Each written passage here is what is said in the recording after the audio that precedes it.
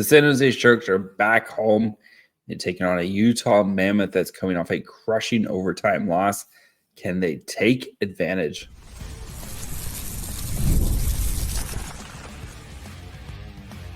You're Locked On Sharks, your daily podcast on the San Jose Sharks, part of the Locked On Podcast Network, your team every day. Hello, welcome to Locked On Sharks, the premier hockey podcast covering your favorite team in the Bay Area. My name is JD Young, caretaker at The Reef, also the co-host of Locked On NHL. I want to thank you for making Locked On Sharks your first listen, proudly part of the Locked On Network, the number one sports podcast network. We cover your team every day, and we're going to get you ready for the Sharks Mammoth game tonight, as we're going to look at how these two teams match up, look at the projected lines, as the Sharks have some major changes coming, as some players are being scratched and some changes up in the lineup. And we're going to look at what to watch for in this game, what I think is kind of a sneaky big game for the Sharks. So let's get started by seeing how these two teams match up. The Utah Mammoth 10-7-2, your Sharks 8-8-3. The Mammoth's offense and defense are about middle of the road at 3.05 goals for per game, 16th, and 3.16 goals allowed, which is 15th. Your Sharks are at 2.95, 21st, and 3.26 goals allowed, 23rd. So they've been slowly climbing the rankings with the goals allowed. Power play, Mammoths surprisingly sit at 15.5%, which is 28th, and the PK for the Mammoth is at 82%, which is 10th in the NHL. The Sharks power play is at 18.8, which is 19th. The PK, again, slowly kind of coming up at 77.4, which is 23rd. Nick Schmaltz leads the way for the Mammoth with goals, 10, assists, 12, and total points of 22. And of course, Macklin Celebrini leads the Sharks with 10 goals, 17 assists, and 27 total points. This Utah Mammoth team, they have gotten off to a good start this season, but things have, I think cooled down a little bit for them.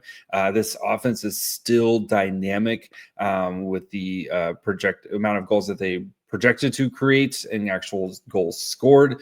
This team can finish. Like this is a offense you do not want to give an inch to. Defensively, they're kind of middle of the road when it comes to expected goals against, but when it comes to actual goals at 5-on-5, they give up a little bit more than you would expect. And maybe the goaltending hasn't been up to par this season. Like I said, the power play has been kind of disappointing with all the talent that they have, but the PK has been good for the Utah Mammoth. So looking at how they line up, we don't know the full lines because they no morning skate, as they had a game last night in Anaheim, had to travel up to San Jose, no morning skate. But Keller, Cooley, Schmaltz, your top line, Carcone, Hayton, and Gunther, Peterka, McBain, Krause, Tanev, Stunlin, and Yamamoto as your forward lines there. Sergeyev, Simishev, Schmidt, Marino, Cole, and DeSimone, defensively, and Vitek Vanecek should be your starter, old friend Vitek Vanecek. So, but yeah, so like some of the lines here to keep, of course, that top line, Keller, Cooley, Schmaltz. Cooley is off to a hot start. You have to keep an eye also for Dylan Gunther, an absolute sharpshooter. Same thing with Peterka. So all three lines have guys you have to, the top three lines, guys you have to keep account for. So, and then that top pairing of Sergachev and Simishev. Simishev's a rookie, but he's got looking very good as a rookie here for the Mammoths. So for the Sharks, Kurashev, Celebrini, Smith, Eklund, Wenberg, Graf, Gaudette, Dellandrea, Toffoli, and then Goodrow, Ostapchuk, Reeves. So no changes in the top and the forward lines there. Defensively, there are some changes. So Orlov, Leddy, Ferraro, Mukhamadullin, Dickinson, and Desharnais defensively, and Askarov is starting. Liljegren, so both Liljegren and John Klingberg getting scratched for this game. So that does mean some changes for the Sharks. And let's start there with the special teams. So Orlov's going to be running the top power play. We saw him do that early in the season when the Sharks had their best power play success. We talked about it on last episode on Monday's episode of, why I think Orlov is kind of the better choice as kind of more of a natural point guard, and letting the rest of the forward group kind of work and do its thing. So excited to see that. We also are going to get Sam Dickinson running power play too. We want to see this young dynamic defenseman get more offensive opportunities, and getting to run power play too is I think is a big step for Dickinson there. So we're going to see the Sharks power play. Hopefully, it's got a big test tonight against the number 10 ranked PK. So I think the special teams are going to be a big part of this game, right? We know Utah, sometimes they like to focus on player. Senlin has some history with Macklin Celebrini, kind of, we saw all last season. So I expect some of that to kind of carry forward. Expect the Sharks to draw some power plays because of that. So if the Sharks can take advantage of the power plays with this new look unit, I think this is going to go a long way, especially against this number 10 ranked PK unit. On the flip side, this power play unit for the Utah Mammoth is very much underperforming under expectations, and this Sharks PK has been improving as of late. So it'll be which unit can kind of take advantage here. Can the Mammoth get off the mat, or do the Sharks PK continue to play well? So, but I think for this game, as we talked about, right, is on Monday's episode is who else can show up other than Macklin Celebrini in that top line.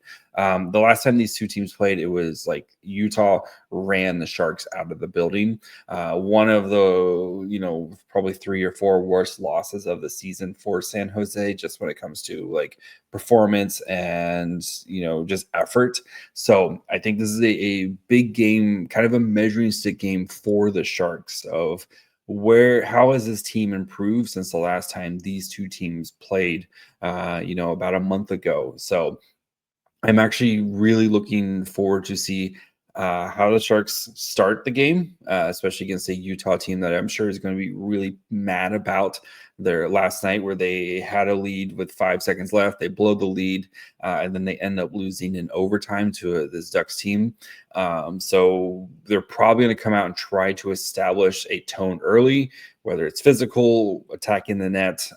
So you're probably going to have to withstand the first 5 to 10 minutes of this Utah Mammoth attack. Hopefully Askarov continues his strong performance.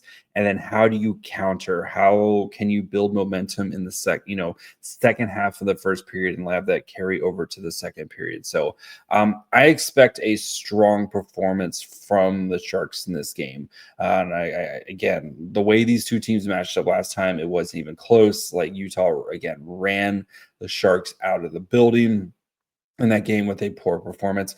I expect the Sharks to kind of have this game circled a little bit as a let's see where we're at compared to when these two teams played a month ago. So I think the Sharks get out to a good start, or I think Utah gets out to a good start, but I think the Sharks they hang in there, and then you start to see them play better as the game goes on.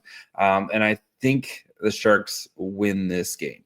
I think there's going to be a fair amount of goals scored. So I got a 4-3 Sharks win. I think Eklund gets a goal tonight. So I just got a good feeling that Eklund gets a goal tonight. And I think the Sharks win this game, and we can kind of, continue to stay over 500.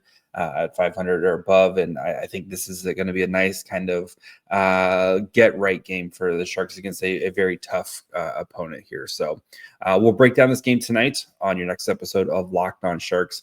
Of course, you can get that wherever you get podcasts and watch on YouTube as well. Follow the show on Twitter, Facebook, Instagram, and on TikTok at Locked On Sharks. Follow me on Twitter and Blue Sky at My Fry Hole. Until tonight, bye, friends.